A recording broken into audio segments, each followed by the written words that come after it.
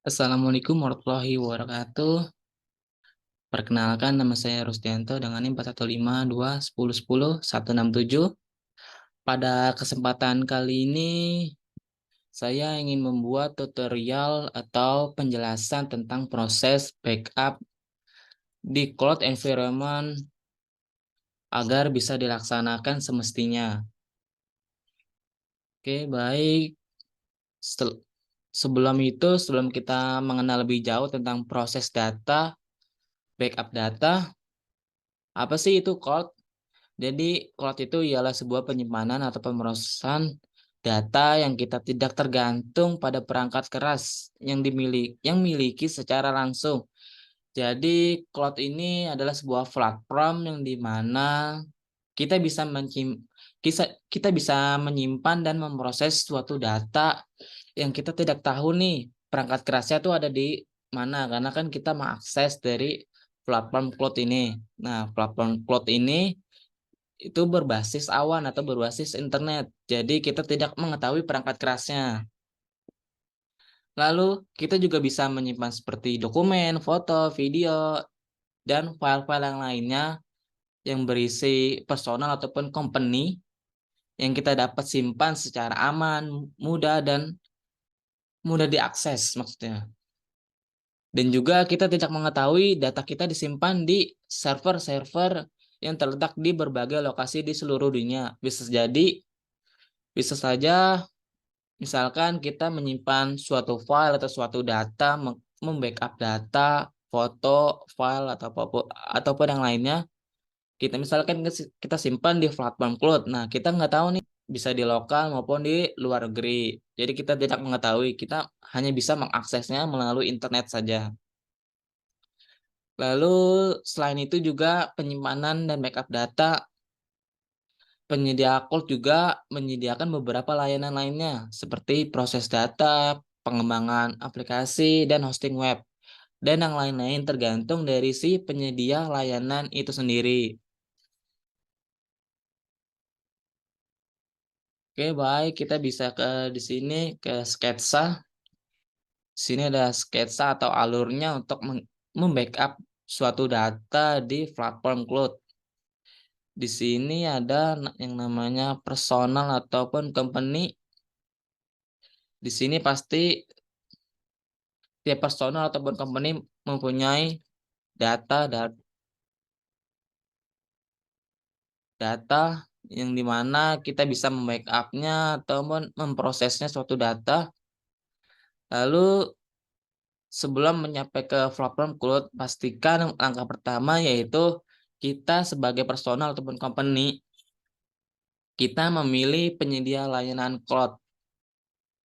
Itu wajib karena kan kita ingin menggunakan layanan dari sebuah platform cloud. Jadi kita memilih penyedia layanan cloud. Kalian juga bisa memilih penyedia layanan cloud sesuai kebutuhan yang kalian inginkan. Karena kan tiap personal ataupun company mempunyai pertimbangan masing-masing untuk bisa memakai layanan cloud itu sendiri.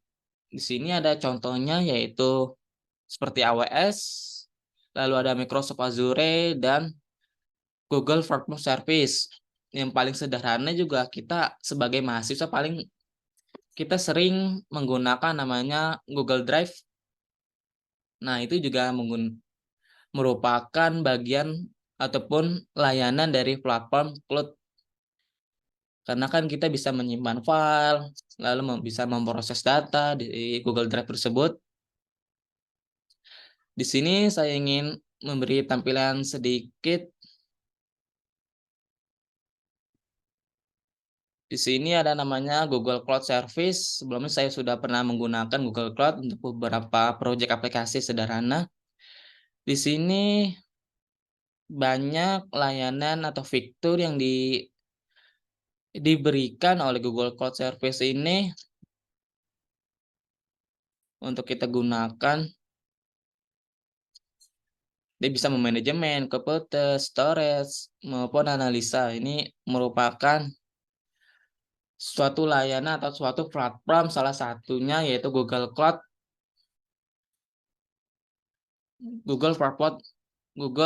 Platform Cloud. Di sini banyak fitur-fiturnya atau menunya yang di sini ada banyak layanannya. Oke, baik.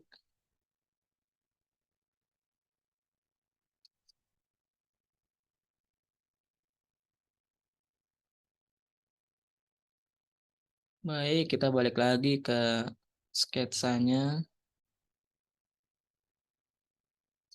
Oke. Setelah si personal ataupun company memilih layanan cloud atau memilih penyedia layanan cloud maksudnya, maka langkah selanjutnya untuk mencapai sebentar, untuk mencapai platform cloud,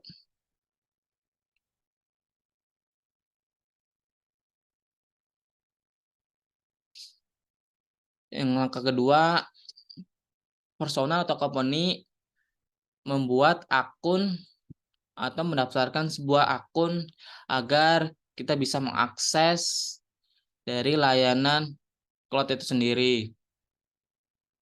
Jadi sebelum kita mengakses fitur-fitur atau sebuah layanan dari Google Cloud, platform cloud, maka personal ataupun company diwajibkan untuk mempunyai akun atau mendaftarkan sebuah akun agar mereka bisa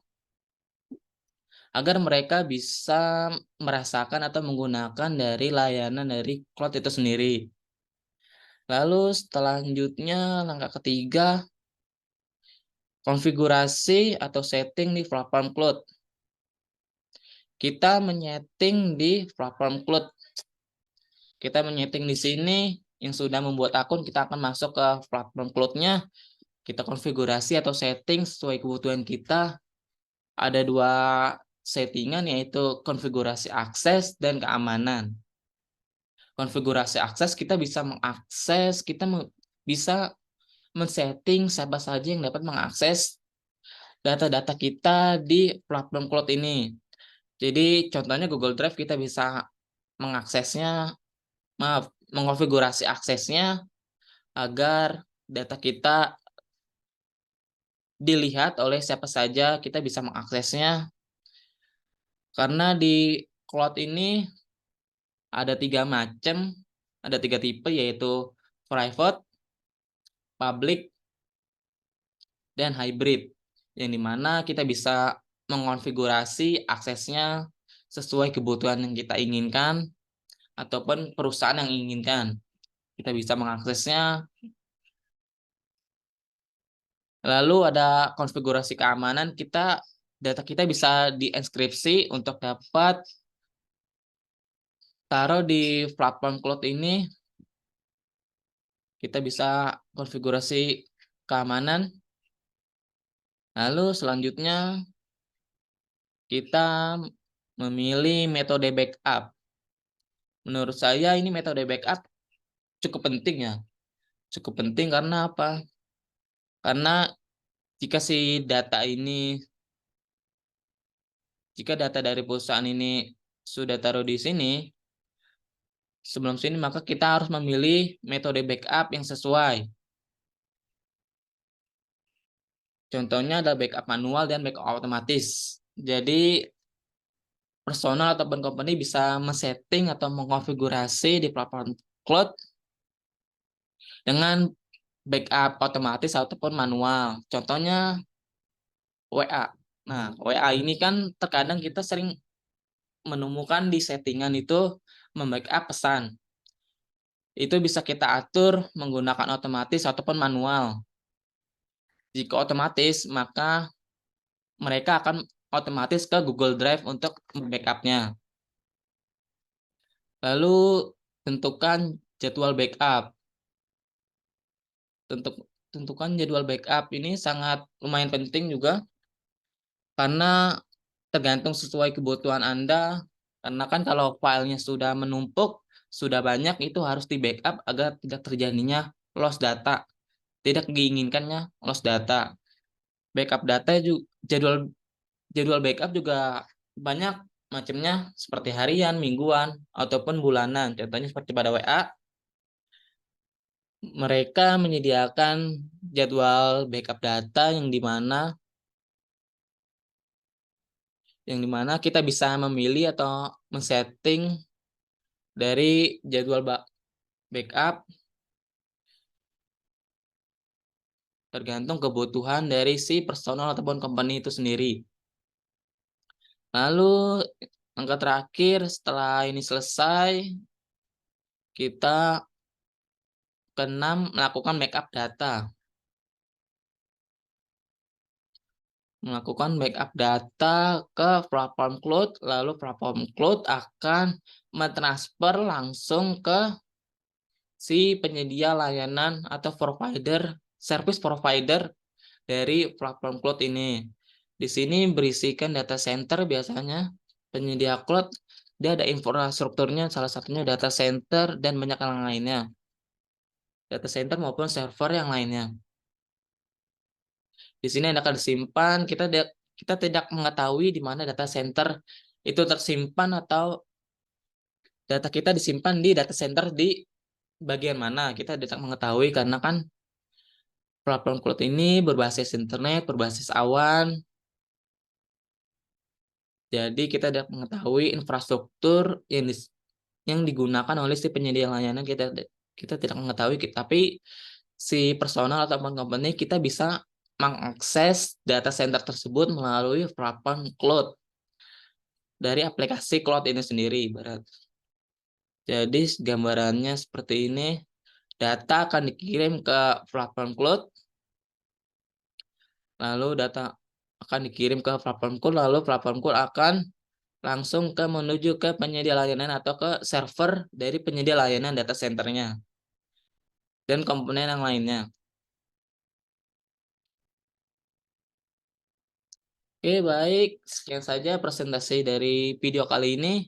Kurang lebihnya mohon maaf. Assalamualaikum warahmatullahi wabarakatuh.